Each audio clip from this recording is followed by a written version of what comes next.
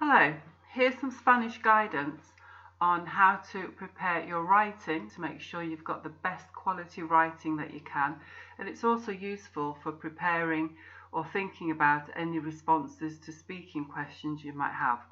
So we're going to go through this presentation and slide by slide it will show you what to focus on. So first of all, things you must include are tenses. Okay, that's why you've got the picture of that person looking quite horrified. But you do need to make sure you include 3 tenses. This is a limiting factor, so without the inclusion of tenses correctly formulated and conjugated, you will not be able to access higher than a level 3 or 4. The present tense is probably the one that you use the most. It's for habitual actions. It's the normal tense that you use usually when you're talking about things that you're doing, your daily routines, what your house looks like, all that sort of stuff. So you shouldn't really worry about that one unless you need to think about your endings and your conjugations are correct. Remember that mostly you'll be talking in the I form, and for a lot of the regular verbs that ending is normally an O. Okay?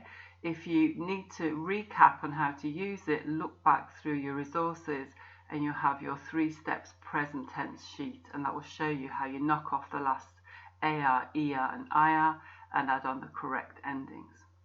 The next one that you need to include is the past tense. We've taught you 2 types of that, the preterite or the simple past and the imperfect.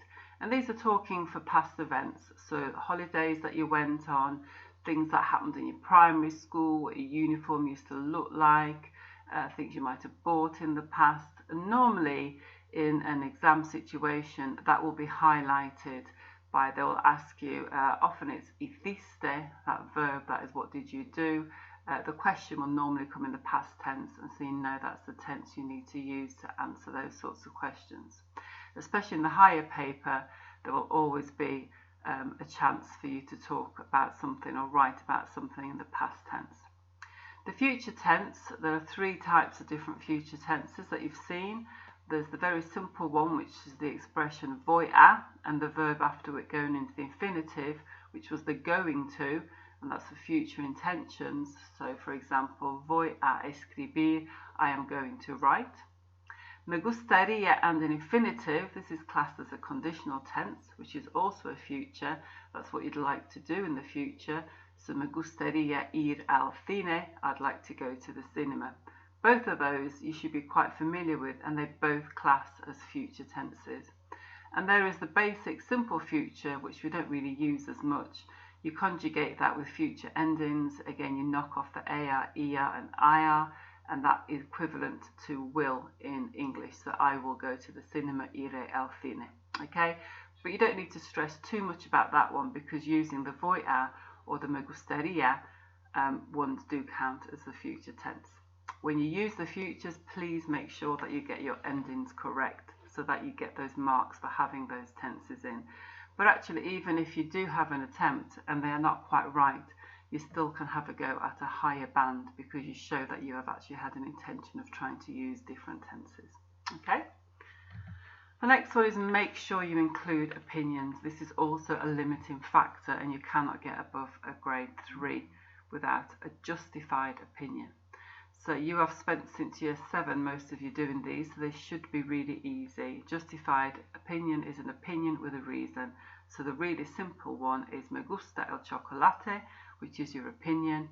Porque es bueno is your justification. So I like chocolate is the opinion. Porque es bueno, because it's good, is the justification, the reason why. Okay, and also remember you have a range of different opinion starters. It's not just me gusta, you've got me chifla, me mola, me encanta, no me gusta nada, odio, all those sorts of things are an opinion. Okay, and we'll move on to different types of porque in a bit. Comparatives, they're classed as sophisticated language, and you need to include 1 or 2, and remember they're quite easy. So it's the use of más que or menos que, which are the ones that underline that. So mi casa es más grande que tu casa, so my house is bigger than your house.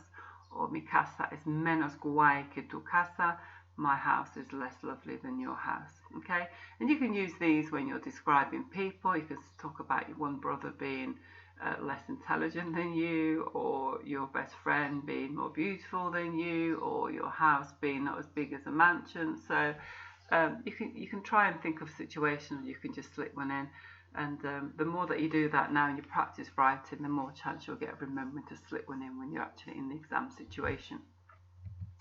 Next we have modifiers. These are a really easy win. They add interest to adjectives. You just put a simple modifier in front. So get into the habit of never writing an adjective without also including a modifier in front of it, not after.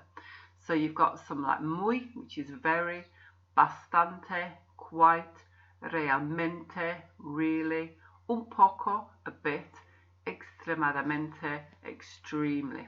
Okay, so for example, mi amigo es realmente divertido. My friend is really funny. Just sounds a lot better than mi amigo es divertido. Okay, that would be like a level 2 sentence. Whereas mi amigo es realmente divertido starts pushing that higher. It shows you've got a range of vocabulary and you understand how that grammar works. So again, key factor, do not use an adjective unless you use a modifier with it too. The subjunctive, we don't really teach you that as a tense. It's quite complicated. It's not even really a tense, it's a mood. But it is classed as a very sophisticated language. If you look back through your books, if you've got them, and your notes, you will see it's a case of, it's almost like a dreaming type of thing, if only. So, si tuviera más dinero, me gustaría comprar una mansión. If I had more money, I'd buy a mansion. Okay, the first part would always be si tuviera, which is if I had, or I think we've also had si ganara la lotería, if I won the lottery. The next part is in a conditional tense. Okay, and the easiest way of doing that is me gustaría, because that is already conditional. So again, you only need to probably just have an incidence of 1 or 2 of these spread throughout, whether it's a written exam or try and put it in any speaking answers that you've got, and that ticks that box, and it's a very good box to be ticking. Okay. The next one is por qué substitutes. Remember, we've had these drilled into you again from year 7 upwards, and if you don't try not to use por qué very often. You're going to put in lots of opinions, so just make it better by using different ones.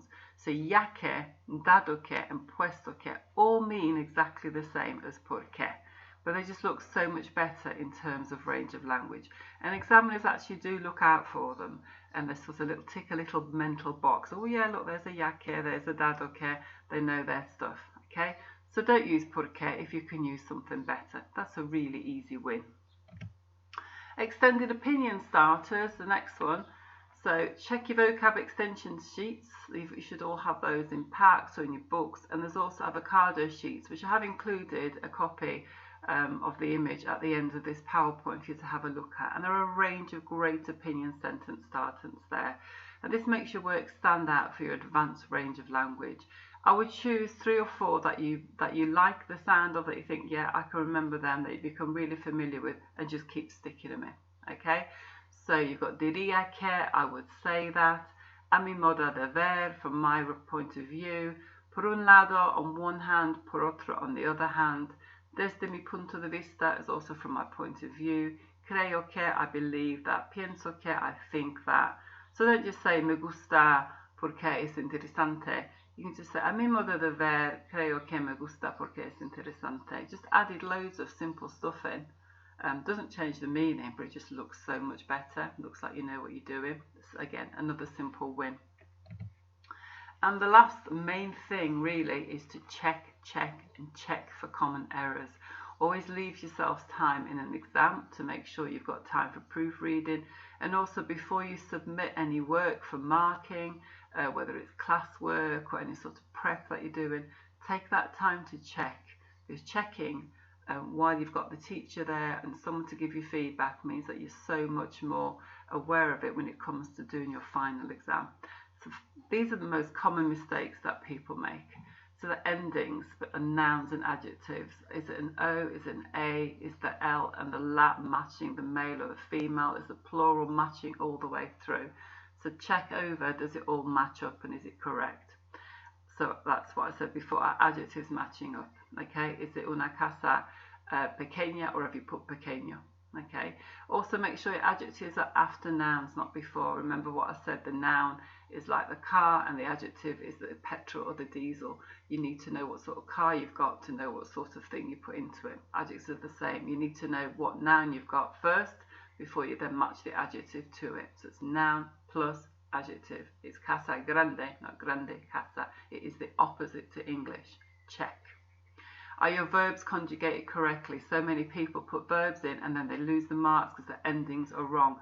Often it's sometimes down to just an accent not being put on, or that flick not going on the O or the I, which changes it. Okay, so you must check you've got your endings correct. Okay, phrases that take the infinitive after them, make sure that you use them. They are easy wins. So solía, I used to, takes an infinitive. Me gustaría takes an infinitive. Okay, they're just things that are easy to do. Voy a ir, infinitive. Make sure you get those correct. Accents, especially if you're typing things up for correcting while you're working towards your GCSE. If you're typing, make sure you do put accents and tildes on the ends, because then otherwise you look back and you'll think, oh, it doesn't have an accent, and actually it does. The way of putting an accent on when you're doing typed work is Alt-GR and then the letter, and it should come up. Check your general spelling, make sure that's okay. There's lots of little silly errors that creep in. Things like restaurante, often spelt wrong. Really basic words. Aburrido is a key one when you put in two B's and one R. Remember, the only letters that are doubled in Spanish are the double R, the double C and the double L. Nothing else goes double in Spanish. And then have you answered, if you're doing exam practice questions or in the exam itself, have you answered the question directly? Make sure you haven't waffled, just like you're just sticking things and get the word count. Think carefully about understanding that question and make sure you cover all the bullet points. Even if one of them might only be a sentence is all you can manage, you will still get full communication marks. But if you miss a bullet point, you will lose considerable communication marks, and it also lowers all the other marks that you might be entitled to get. So you have to do all the bullet points, and preferably in the order that they come. Okay? And finally, I could answer all the questions fully, including all bullet points. And I've included the avocado here to help you. You've got sections on lots of different things that are just basics, adjectives that you could use. So you're not always using divertido, verbs, the key verbs, opinions, connectives, adverbs, details, what I call modifiers, oh my god sentences. So in there you've got your comparatives, your subjunctives, and any sequences, so orders that you put in. Okay, I hope this helps you remember how to look out for things and how to improve your writing and get the best out of it. And I wish you well with all the writing that you're going to attempt to do.